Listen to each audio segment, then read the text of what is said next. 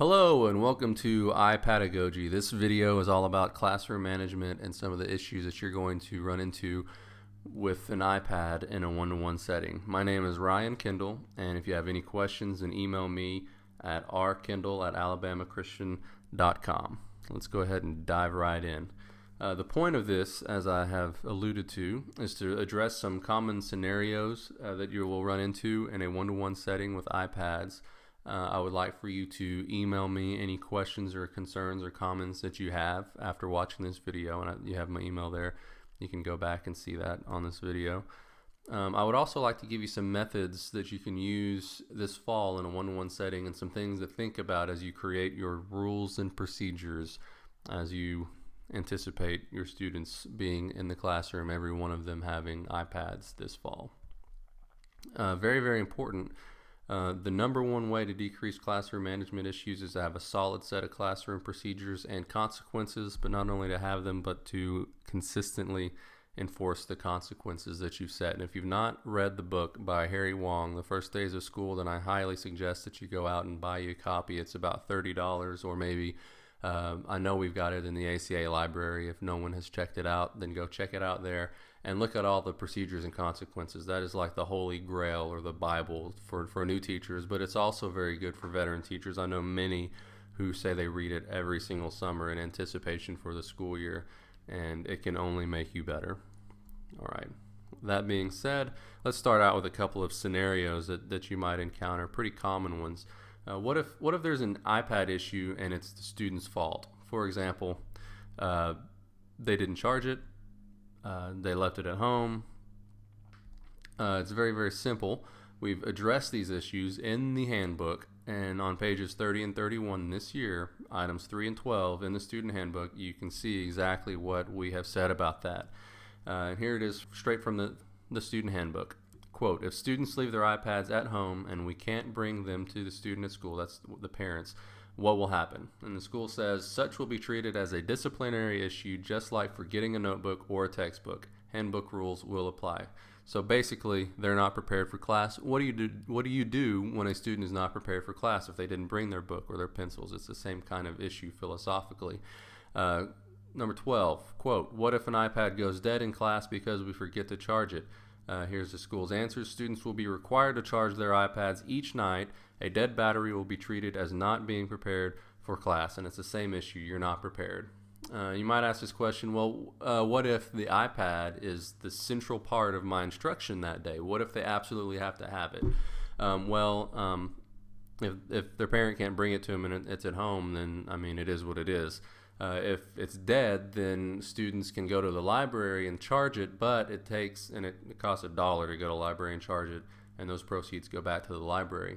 If they go and charge it, though, it takes roughly 6 hours to go from 0 to 100. Usually it's going to be just a couple of hours to have enough to get through the rest of school, but that doesn't do you any good in your classroom. So what can you do in that situation? They don't have it, it's dead, and it's charging in the library.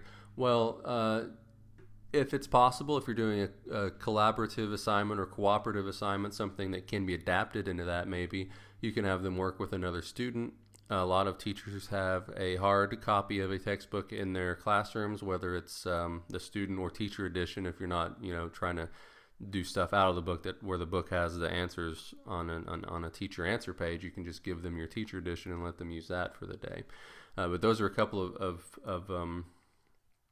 good suggestions. The third would be just to have some kind of random worksheet that is still in the field that you're teaching. It's still a social studies worksheet, but something that is not nearly as fun as whatever you're doing on the iPad, and then hopefully in seeing that everyone else is having a blast with their iPads and this one student isn't, then maybe this one student will learn not to leave their iPad at home. Well, what if the iPad isn't working and it's not the student's fault? It's some kind of glitch or bug. Maybe the internet isn't working. Troubleshoot it yourself. You have an iPad, just play around with it and see what you can do. If you run into problems, ask people and they can help you fix those problems. Typically, though, the students will have already encountered this problem since they've had their iPads for an entire year. So what I would do is say, hey, Joe or Susie, you tech savvy student, why don't you come and help Bobby here with the problem that he's having, since you've had that problem in the past. You can have, if it's something that you can't really figure out and fix in the classroom, then you can have your student share with another student, again, if it's a collaborative, cooperative type assignment, or if you're just reading out of a textbook on the iPad. And last, you can get outside help. I am available if you email me at rkindle@alabamachristian.com. I'm available to help you throughout the day. That's part of my job. Your classroom issues, technology issues, supersede anything that I'm doing outside of teaching.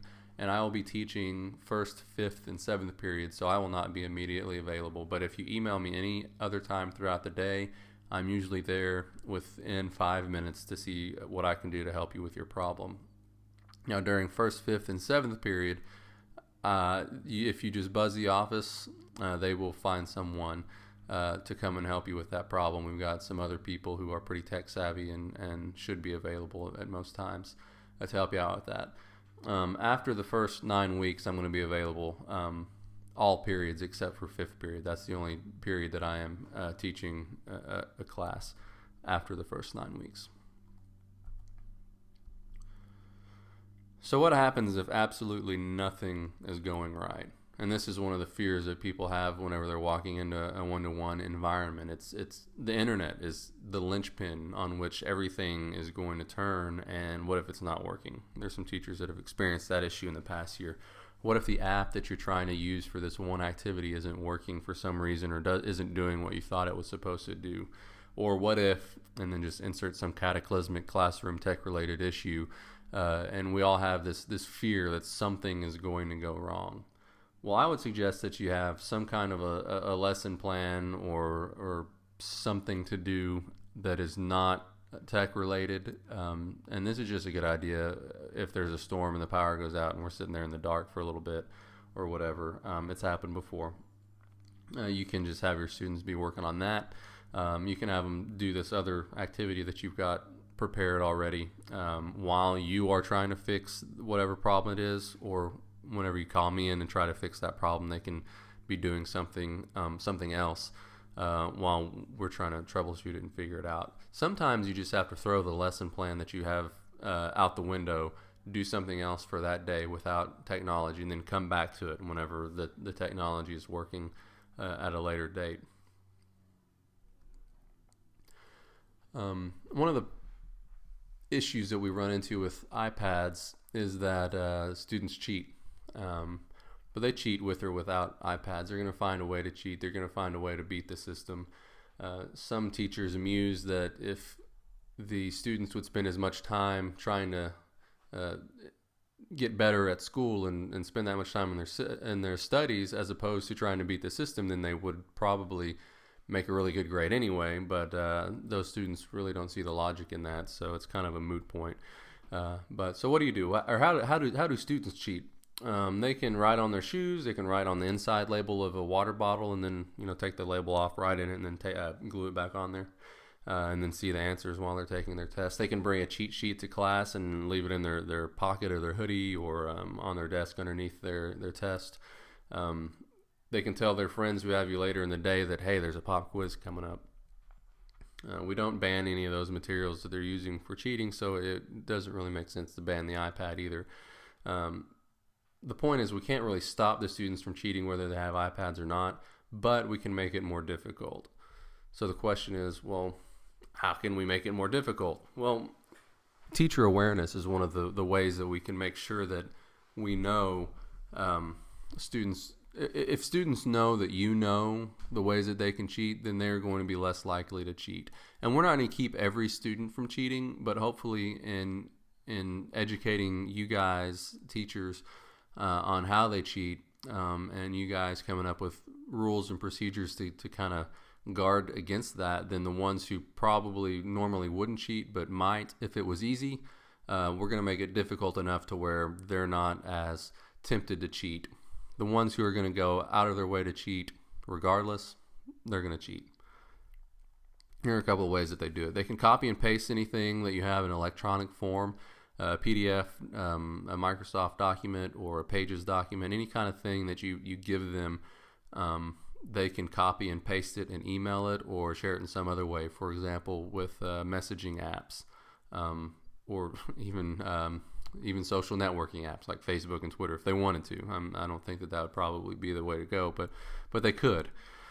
They could use the internet or some other app to find the answers during class. If it's kind of like, if it's an open book kind of quiz or thing that they're working on, then instead of looking through the book, then maybe they're Googling the answer and trying to find it there, and you don't want them to do that. In that case, it's a problem, and it's cheating. If you give them a quiz on their iPad or something, they're doing something on their iPad to where they have answers. I know that some teachers use online web-based products to give quizzes, and sometimes you'll see the students will take screenshots of the quiz and just send it to everybody in the class, and that's just another way that they can cheat. There are a couple of stories that I could tell you about students who are messaging, using instant messaging and emailing to email each other answers in class, and yes, they did get caught, and it was quite embarrassing for them, and they got in a lot of trouble. But it's just, these are the ways that they're going to do that. So the next question is, well, how are we going to stop them, or how are we going to catch them, is another way you could ask it. Well, we do have filters in place with the technology. We keep them from having text messaging, instant messaging apps on their iPad. We do have some filtering set up through email that catches some of the stuff that goes through, but it's really not all that great. We have other restrictions that we put on the iPad to keep them from doing some of this stuff. But what can you do in order to keep them from cheating? Well, the first point I would make is probably through strategic classroom management. You can arrange your classroom in such a way that you are able to walk around behind all of the students, even the ones on the back row, and see their screens. And that gives way to the next point, which is teacher mobility. Don't just sit at your desk the entire period. Good teachers are always up and around, and they're always in close proximity to their students.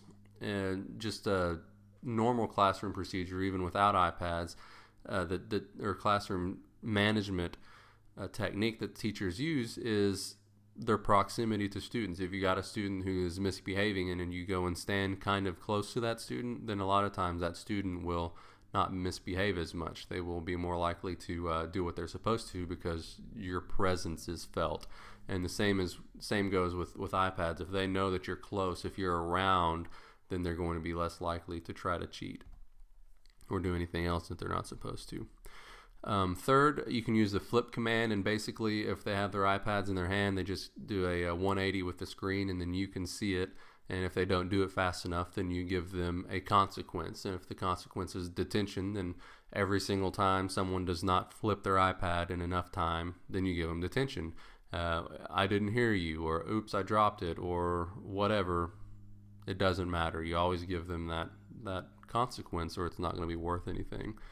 Another procedure like that one is reach for the stars, which basically they gently set their iPad on the table, and then they put their hands in the air, and then you can go and you can access their multitasking tray and see all of the apps that they have open, and there again access their multitasking bar. And one way that you can do this is to use 4 fingers and pull from the bottom to the top of the screen, and you can see all of the apps that are open that your student has accessed recently. One of the things that a lot of our teachers like to do when students come into a classroom is you tell them to close all of their apps. And let me give you a little example of how this looks. This is my iPad, and if I double click the home button, it's the button on the face of the iPad that has a white square on it. Double click it, and now you can see the multitasking tray, and these are all of the apps that I have recently opened. A lot of teachers tell their students that they need to close all their apps before or as they come into class, and the way that you do that is you touch and hold an app, and then you see that red minus sign that appears right here on the left corner. You just touch that with your finger on the app that you want to close, and do that for all of the apps.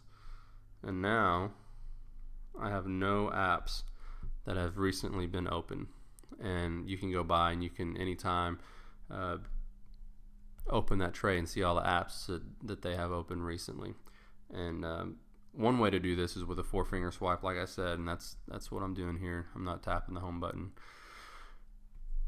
A lot of teachers have problems with this because they don't do it often enough that the students know whenever you zero in on them and you're walking across the room, and then they're going to start closing those apps, and they can do it pretty quickly. So you got to you got to get to them really fast. But if this is something that you do throughout the day, and there's always some kind of consequence for it, regardless of who it is or whatnot, then the students will hopefully learn that you are serious about this and that they will only have the apps open that you tell them that they can have open. So a quick review: arrange your classroom in such a way that you can manage it. Make sure you're moving around the room. Use a couple of these commands, either flip or reach for the stars. And then finally, at last, the accessing of the multitasking bar. That's probably my favorite, is the one where you can just kind of swipe up on their iPad and see everything that they've been doing. All right, well that pretty much wraps this video up, and all I want you to do now is, if you have any questions, comments, concerns, anything that was not addressed or anything that you think other teachers would benefit from hearing the answer to, just ask that question to me. Just send me your question to rkindle@alabamachristian.com, and I will be glad to get back with you on that and even share that with other teachers as well. Thank you so much for listening.